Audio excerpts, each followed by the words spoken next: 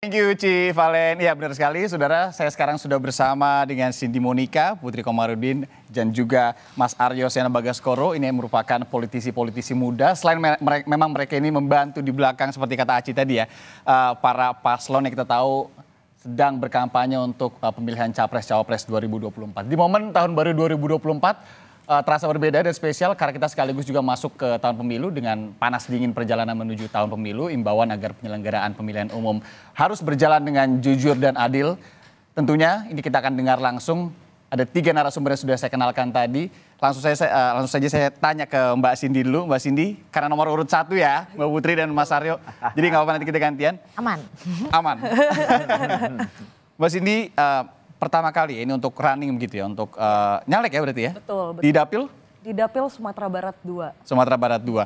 Kenapa sih awalnya mau jadi politisi dan kemudian nyalek langsung ke RI lagi? Pertama saya itu mengawali karir saya sebagai pengusaha dan aktivis sosial.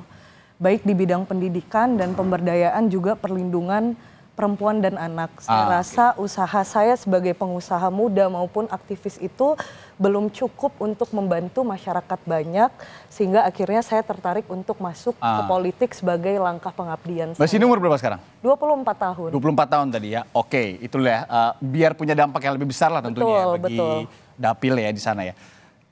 Mbak Put, aduh kaku banget ya manggilnya Mbak Put. Berasa kayak tantenya ya. Kebetulan saya 30 tahun. Oh iya.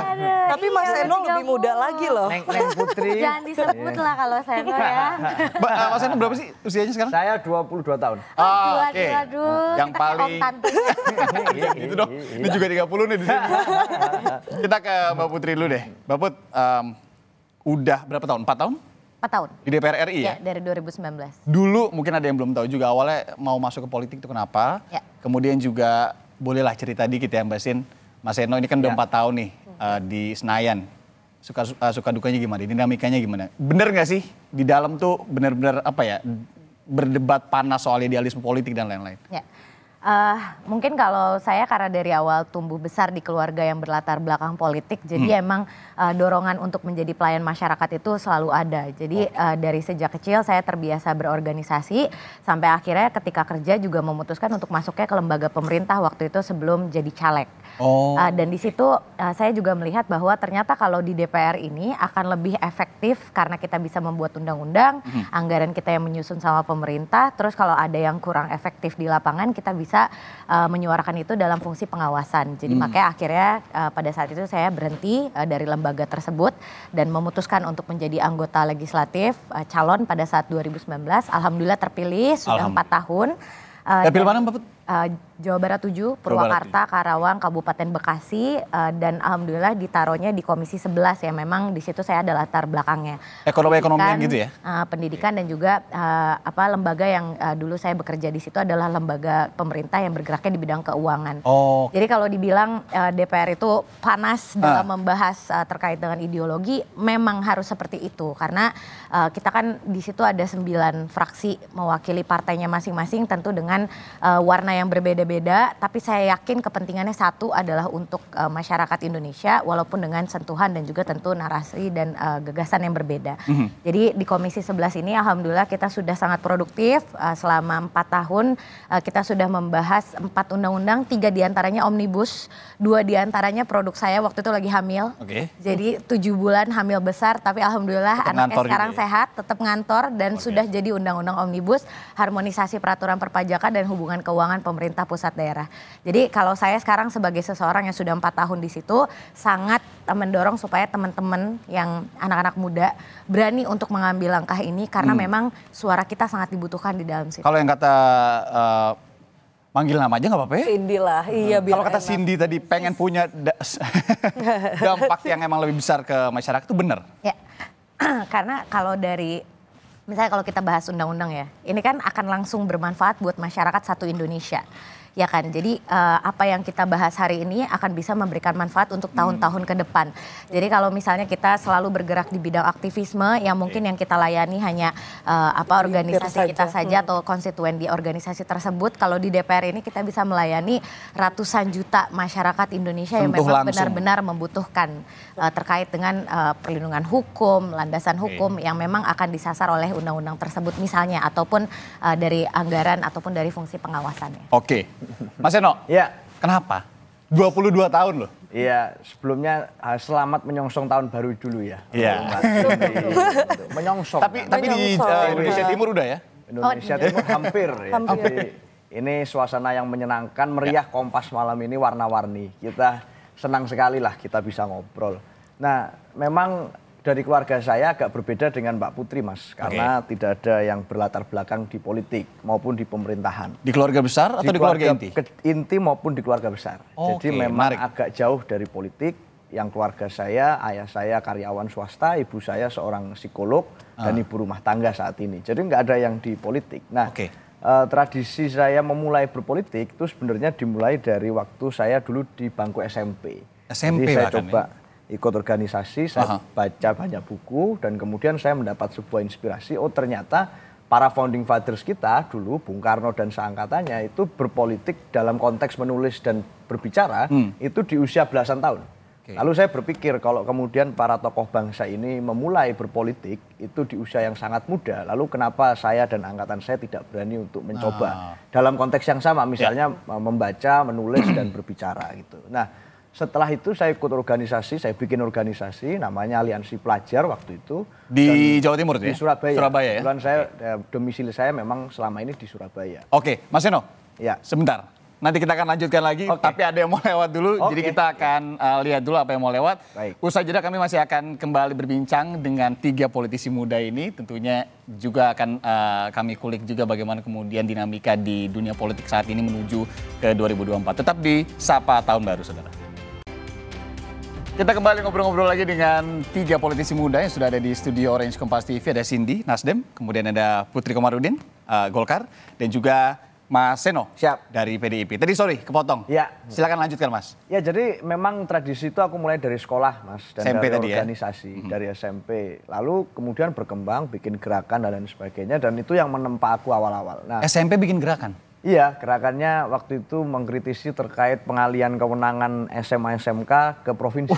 Dari kabupaten kota, karena itu berpotensi menghapus sekolah gratis di Surabaya. Nah, jadi kita bergerak dan berproses di situ. Nah, lulus dari SMA, aku berpikir aku pingin untuk meneruskan gerakan nih, lewat mana gitu. Nah, kalau bicara gerakan politik, ya harus melalui organisasi politik. Maka aku mencoba untuk mencermati partai-partai politik. Nah, dari partai-partai itu, aku mencari partai yang kiranya bisa memberikan aku ruang untuk menjadi kader yang baik. Berproses di situ, kemudian bisa belajar step by step dari bawah, dan punya ideologi yang firm. Nah, akhirnya ketemulah dengan PDI Perjuangan. Sempat nanya orang tua dulu, Pak kira-kira yang bagus apa ya gitu? Pasti minta restu iya, tetapi karena keluarga tidak ada background di politik, jadi ya aku mencoba mengeksplorasi. Pure research sendiri, kemudian juga lihat. Dan karena di gerakan itu kan ketemu dengan banyak elit politik sebenarnya kan. Karena kita melakukan bargaining, ini kesini gitu. Kita protes dan seterusnya. Sehingga berinteraksi dengan banyak orang. Nah, disitulah ketemu dengan macam-macam warna-warni spektrum politik, dan aku ternyata paling cocok dengan merah dan merahnya PDI Perjuangan. Nah, jadi berproseslah di situ sampai hari ini aku diberi kesempatan untuk nyalek. Jadi nyalek ini nggak setahun 2 tahun, tetapi sudah sejak 2020 lulus SMA aku masuk ke partai politik, saya masuk di situ, saya berproses. Dan ternyata hari ini diberi penugasan untuk bisa nyalek, dan itu di tingkat kota, Mas, di Surabaya. Jadi nggak di RI. Oke. Sin, sampai sekarang prosesnya kayak gimana? Yang disiapin apa, kemudian apa yang mau tuju nanti ketika misalkan kamu berhasil masuk ke Senayan? Untuk mempersiapkan Cindy dalam 2024 itu prosesnya panjang. Untuk turun langsung menyapa konstituen itu udah 1,5 tahun kurang lebih. dan udah turun kurang lebih sampai ke 700 titik di pedalaman Dapil 2 Sumatera Barat. Oke. Karena menurut Cindy kita yang muda ini punya energi yang lebih tentunya untuk langsung bersosialisasi kepada masyarakat dan bagaimana kita bisa melihat secara langsung potret dari pedalaman dan apa yang dibutuhkan oleh masyarakat nantinya. Dan tentu ini menjadi modal penting untuk kita sehingga nanti ketika kita menduduki kursi sebagai, kalau saya ya DPR RI, regulasi yang saya buat itu sesuai dengan apa yang dibutuhkan oleh masyarakat. Oke. Jangan, kalau gimana ya, kalau sekarang jadi anak muda generasi mager susah juga ya kalau mau jadi politisi berarti ya. Tapi kalau dibilang orang gitu ya, anak-anak muda ini kan kadang ngelihat politik itu kok sesuatu yang jauh sekali ya. Pengalaman selama ini kemudian juga udah turun dapil selama 4 tahun ini. Emang bener ya, anak muda tuh ngelihat politik tuh kayak agak-agak apa ya, nggak mau deket-deket lah gitu. Skeptis ya. gitu ya. Apa udah berubah sekarang ini? Justru kan sebenarnya ini tugas-tugas kita, saya, Cindy, Mas Seno, ini kan tugas kita bertiga sebenarnya untuk memastikan bahwa generasi muda ini tidak lagi merasa jauh dengan politik. Jadi dengan adanya media sosial sekarang sebenarnya ruang kita untuk memberitakan terkait dengan hal-hal positif yang bisa kita lakukan, True Politics ini kan sebenarnya bisa menjadi terbuka lebar gitu. Jadi dari sejak menjadi anggota DPR di tahun 2019 sampai dengan sekarang, itu saya selalu mencoba ke transparan di situ, melaporkan terkait kinerja. Media ada semua ya di situ. Jadi ada yang namanya laporan kinerja, rapor di setiap masa sidang. Di situ saya laporkan berapa program yang telah kita salurkan ke dapil saya 3 kabupaten itu, dan juga berapa tingkat kehadiran, karena kan biasanya dibilang katanya anggota DPR itu magabut makan gaji buta. Di situ saya laporkan misalnya cuti melahirkan berapa hari pada saat melahirkan gitu. Terus ada gitu kalau tidak masuk alasannya kenapa, itu semuanya saya buka di media sosial, dan tentu kita sampaikan dengan bahasa yang sesuai dengan bahasa yang diminati oleh orang-orang yang mengikuti lewat media sosial, karena komunikasi itu 2 arah, jadi kan harus nyambung ya. Dan kita kemas dengan kemasan yang desainnya menarik lah gitu, karena nggak ada lah yang mau baca buku 1000 halaman sekarang kan, pasti orang kan akan melihat inti-inti sarinya dari situ. Jadi dengan itu harapannya anak-anak muda bisa semakin terbuka dengan politik dan bisa lihat bahwa ini jalur yang bisa membawa kebaikan untuk banyak orang.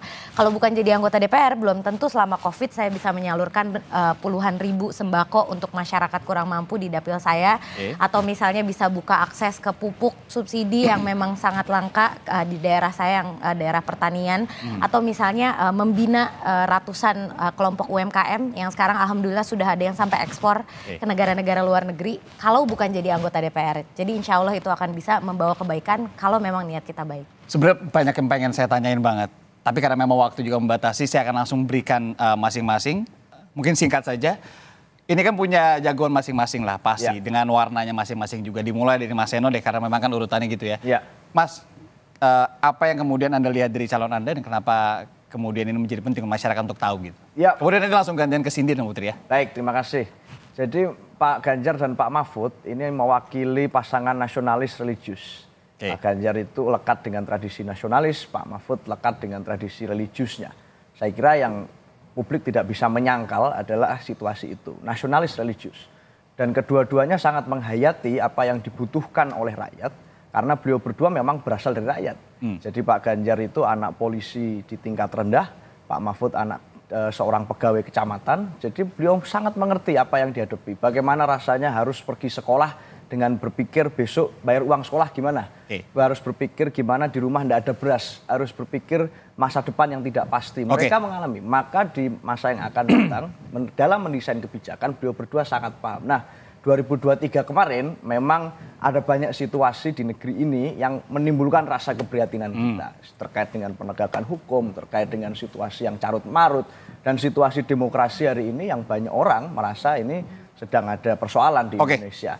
Tahun 2024 Pak Ganjar, Pak Mahfud punya keyakinan bahwa tahun ini kita harus memperbaiki itu semua. Tidak boleh ada lagi penganiayaan kepada para pendukung, tidak boleh ada lagi situasi penekanan dan seterusnya. 2024 adalah tahun kebangkitan baru seperti Pak Ganjar waktu dideklarasikan pada hari Kartini. Habis gelap terbitlah terang, dan terang itu ada di 2024. Thank you, Seno. Sedikit lagi karena saya harus juga memberikan kesempatan yang sama dengan Cindy dan juga Putri. Singkat saja. Jadi Bapak Anies Baswedan dan juga Caimin itu membawa gagasan besar pemerataan pembangunan. bagaimana mewujudkan Indonesia yang adil dan makmur. Sehingga ini itu sesuai dengan masalah yang terjadi di lapangan. Masyarakat itu masih belum mendapatkan hak-hak dia sebagai warga negara secara adil dan merata. Yang kemudian diserap gitu ya? Yang kemudian itu diserap, dan tentu pembangunan ini tidak hanya soal infrastruktur. Bagaimana ketersediaan akses itu juga meliputi pendidikan, akses kesehatan, akses untuk membeli bahan pokok dengan harga sewajarnya, dan juga akses untuk mendapatkan perlindungan hukum yang sama. Gagasan perubahan yang kemudian akan dibawa sama tim Amin ya? Ya, itulah mewujudkan Indonesia adil dan makmur. Ya. Kenapa sih waktu saya paling singkat? Tapi jelas antara Pak Prabowo dan Mas Gibran ini kan pertemuan antar dua generasi. Yang satu generasi yang sangat berpengalaman, Mas Gibran ini representasi dari 56% pemegang suara di 2024. Jadi karena Pak Prabowo sudah memberi kesempatan bukan hanya menjadikan generasi muda sebagai jualan saja, saya yakin keduanya akan bisa benar-benar mendorong keberlanjutan dari pemerintahan Pak Jokowi yang landasannya sudah sangat bagus dengan percepatan dan juga penyempurnaan yang insya Allah akan membawa kita menuju Indonesia Maju 2045. Cross generation, kemudian juga pemilik suara yang kemudian mayoritas di 2019 dulu ya. Dan untuk menjadi koridor kita agar kita bisa benar-benar maju di tahun 2045. Ini nggak salah berarti ya, di timnya masing-masing milih mereka semua juga pasti untuk jadi jurkam dan juga nyalek tentunya sukses ya di 2023 ke 2024 ini. Kemudian juga nanti kalau udah nyampe di RI, di Senayan, kalau siapapun itu yang nanti ke sana tolong titip juga transparannya, kemudian juga semangat, jangan mager-mageran untuk ke dapil. Oke? Amin. Cindy Monica. Terima kasih banyak. Cindy Monica, caleg Nasdem, kemudian juga Putri Komarudin, anggota Komisi 11 dari Golkar, juga Aryo Sena Bagaskoro, politisi muda dari PDIP. Terima kasih. Terima kasih. Sukses selalu.